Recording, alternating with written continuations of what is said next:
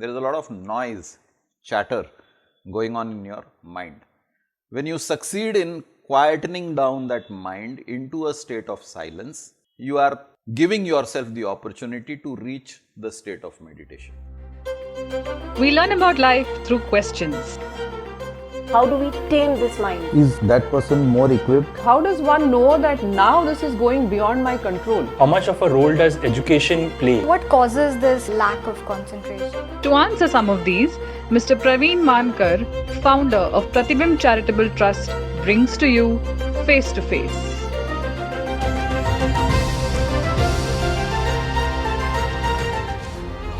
This week we are talking about meditation. When you hear the word meditation, one of the first things that comes to mind is the image of an old man with a long white flowing beard sitting on the top of a mountain. But in today's session, let's try to understand more details of what meditation actually means. So sir, my first question would be, what is the actual meaning of meditation? Very good question, because this is a highly misunderstood subject. Meditation is not about relaxation. Meditation is about concentration.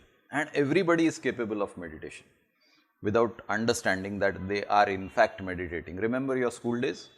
Whenever there was an exam and there was a particular paper, subject, you were completely focused on that subject. Now you had maybe 7, 8, 9 subjects in school, and tomorrow let's say there is a geography paper. All other subjects were kept aside and you were completely focused on studying geography. What were you doing? You were meditating. Your mind did not waver from geography. You were meditating on geography. So meditation is about concentrating on a particular subject. That is a broader understanding of meditation. When we talk of meditation, as you described, somebody sitting on the top of the mountain meditating, you are meditating on the truth of life. Where do you discover the truth of life? The truth of life is discovered inside, because life is inside. Life is inside you. When we say my life, you are talking about your body and your mind and your identity. That's not your life. Life is the energy that energizes your body and mind. And when you get in contact with that energy through focused concentration, you are meditating. Meditation is a state to be reached and not a practice to be done. People say, teach me meditation. Nobody can teach you meditation. Meditation is a destination. How to reach that destination? There are techniques. Different people will teach you different techniques. The technique that you adopt is known as, like in India we say, Manan Chintan or contemplation. So when you are talking of contemplation, what are you doing? You are contemplating on a particular subject. Let's say you are contemplating on silence. What is silence? Silence is not necessarily the physical silence which your human ears can hear. It is the silence of the mind, because your mind is chaotic. There is a lot of noise, chatter going on in your mind. When you succeed in quietening down that mind into a state of silence, now you are giving yourself the opportunity to reach the state of meditation. Okay. So there's a common misconception again that meditation is something which probably only old people need to do, or you have to be in a certain, you have to be not in the right frame of mind necessarily to start meditating, or can you do it as a prevention for any other issues to come that might come up? Okay, good question. Like I said, in school days you were meditating on your subjects, so it's not a subject for old people. Right. It's a subject for anybody. What you want to meditate on is your choice. For example, spiritual practices. You are trying to become a spiritually evolved person, then you are meditating on the energy, the source of life. Once you get in touch with the source of life, everything in life becomes easy. Once you go back to the origin, all options are open. Right. You get lost on the way and then you don't know where to start. The best place to start is the origin. Suppose you have gone out of your house and you are in search of a particular destination and you feel lost.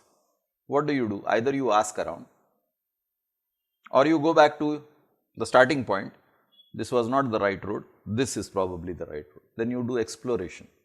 If you have the option of asking around, ask. People who are evolved souls who have succeeded in meditation and reached a particular destination, those are the people whom we call gurus or swamis, who enable you to adopt certain practices which will help you reach your goal. Okay. So age is not a factor. Okay. And there is no, like you said, there are multiple ways to meditate. It's not, there's no one correct way as such. Sure. Okay. So, coming to the same topic, is there an ideal time, place or duration of meditation that you have to do to achieve the correct results? Very simple thumb rule is anywhere that you don't get disturbed. Okay. That's the ideal place. Any time that you don't get disturbed is the ideal time. So, by and large, early morning when people are still sleeping, less disturbance, less noise, that's the best time. A place, again early morning, everybody is sleeping, you select any place in your house, you will not be disturbed, that's the best place. Wherever you are comfortable and are not likely to be distracted, that is the best place and time. Okay. And posture wise, is it like there's any? Sure, because if you sit, let's say if you sit in a particular posture for 15 minutes, like you're sitting on a chair, how long will you sit in this posture? Somewhere you will shift, you will turn, you will cross your legs, you will uncross your legs, you will cross the other way around.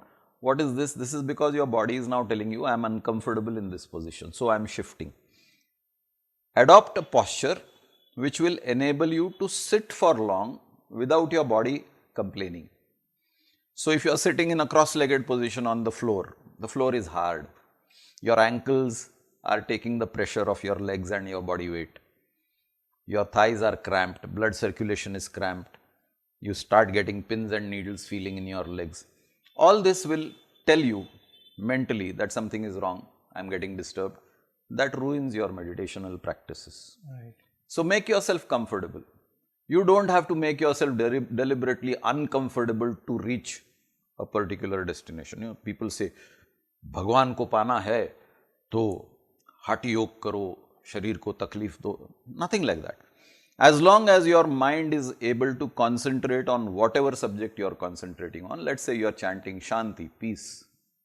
If you are able to sustain focus on that word Shanti for a long time without your body disturbing you through pins and needles or pain, without your mind disturbing you, your mind wandering to different subjects, then you succeed in meditation. And the biggest problem in meditation is your mind, because you cannot hold on to a one particular thought. Your mind always likes to wander into a particular thought. For example, if you are saying Shanti in your mind, if you are chanting Shanti and constantly you are chanting Shanti, Shanti, Shanti in your mind, suddenly a thought comes, oh, tomorrow I am having guests for dinner. Now that one thought came, it's like you put a pebble in still water, you will get ripples. What are these ripples? Tomorrow I have got guests for dinner. So what should I order for dinner? Should it be vegetarian? Should it be non-vegetarian? What else should I offer? Now you have formed a link, a chain of thoughts initiated by the first thought, tomorrow I have got guests for dinner. What happened to your Shanti? It's disturbed. Your Shanti is completely gone. Yeah? That means your focus has shifted from chanting peace to planning your dinner. Then the meditation has failed. But with practice, when you reach a certain stage, you can have commotion around you and your mind is not perturbed. That is the stage where you have to reach if you have to succeed in meditation. So, and is there some sort of timeline? How long does it take to get to that stage? Because it sounds For very the tough. beginner, 20-minute practice is prescribed. You practice sitting still and keeping your mind as calm as possible for 20 minutes. After that, you can go on increasing the time. If you ask me how much should I meditate, my answer would be 24 hours. Now, it does not mean that you meditate on one subject for 24 hours. It could mean you concentrate on whatever you are doing for whatever time you are devoting. Let us say you are watching a TV program. Then watch that program with full intent. Don't answer your WhatsApp messages, don't take phone calls, then you are concentrating on that TV program. Or you are having dinner, maybe you are spending 15-20 minutes in dinner. Then don't run some conversations, don't discuss office work on phone, don't also look at your WhatsApp messages, don't watch a TV program when you are having dinner. Then you are focusing on the dinner, you are meditating on the dinner. Right. So, any activity that you do, give yourself 100% physically and mentally, that is meditation. Okay. So, you mentioned that you can just focus on a simple line like Shanti or a single word. So, what is the relevance or importance of affirmations when it comes to meditation? Will you do one small exercise if I ask you to do? Sure. Can you sit straight? Yeah. Close your eyes. Do you remember your table? 2 ones are 2, 2 twos are 4? Yeah. Can you chant it in rhythm? I will show you a demonstration. 2 ones are 2. Then you inhale. Then as you exhale, you say 2 twos are 4. Keep your eyes closed. Inhale and just say one line at a time. 2 ones are 2, 2 twos are 4, 2 threes are 6. Say the entire table. I would request all of you all to also join me in this test to understand meditation better. 2 ones are 2, 2 twos are 4, 2 threes are 6. 2 fours are 8, 2 fives are 10, 2 sixes are 12, 2 sevens are 14, 2 eights are 16, 2 nines are 18, 2 tens are 20. Tell me what thoughts you had. Nothing, I was focusing on... There you are, you meditated on 2 ones are 2. Okay. That's meditation. Okay. So that basically affirmations help you to focus. To stay on track. Okay. Now when you say affirmation, you are saying something positive. What does meditation do is another subject. How does it help is another subject. What are you doing? You are rewriting a program in your subconscious mind. Your subconscious mind is like a clean slate or a blackboard. If I am a physics teacher, I will come and write some physics expressions on the blackboard. If I am an English teacher, on the same blackboard, I will write grammar. So, your subconscious mind has been programmed by the society in which you were born. You were born in India, in a particular society, the Indian tradition got scripted on your blackboard of the subconscious mind. In the process, some of the ills of the society got scripted on my mind. By chanting an affirmation, let us say I am chanting, I am courage. I am courage, it's just one line. I am rewriting on my blackboard of the subconscious mind that I am courageous. What does it do? If I have been cultivated by my society to grow up in fear, I am eradicating that fear by scripting courage on the subconscious mind. And society has a habit of scripting fear in you. Like, if you don't eat your food, something will happen. If you don't sleep in time, something else will happen. If you don't do your homework, something else will happen. Like you have that famous dialogue, na, bete so ja nahi to 𝗕𝗰𝘂𝘁 aa jayega. What are you trying to do? You are trying to get obedience from the child by instilling fear. So, fear has got scripted on your subconscious mind. You grow up to be a fearful individual with lack of confidence. Now, you want to become a confident individual, not be afraid of even failure, then you need to rewrite the script. I am courage or I am courageous. That becomes an affirmation. I keep chanting, I am courage or I am courageous, I am courageous, I am courageous. What is it? It is a bombardment of that statement on your subconscious mind, pushing out the fear that has been scripted on your subconscious mind. Okay. So, this sounds like it helps a lot in your mental state in terms of any fears that you have to get rid of it. But does meditation have any direct impact on the physical body also? Sure, everything is psychosomatic. Mind over matter. If you are a fearful person, it shows in your eyes, the fear shows in your eyes. What are eyes? Eyes are cells of the body. If it shows in your eyes, it shows in every cell in your body. If it shows in every cell in your body chemistry is changing. So, if there is a negative emotion, fear is just one. Yeah. There could be anger, there could be jealousy, there could be hate, there could be greed, there could be lust. All these emotions create an impact on the body chemistry. Now, if you are constantly subjecting your body to a particular negative emotion, you are creating an imbalance in your life, and that imbalance will show up in the form of disease. You are not at ease in the mind, it shows as a dis-ease in the body, and that is why you have that word psychosomatic. Okay.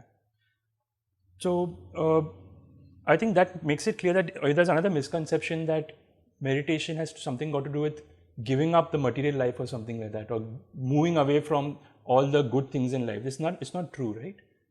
Good is a human creation. So, good is not the subject. It is your choice. What do you want? If you want something, learn to meditate on it. Like that famous dialogue of Om Shanti Om, na? Agar sacche dil se chaho. What is that sacha dil? Sacha dil is a complete focus. I want this. Like a child wants a particular career, I want to become a doctor.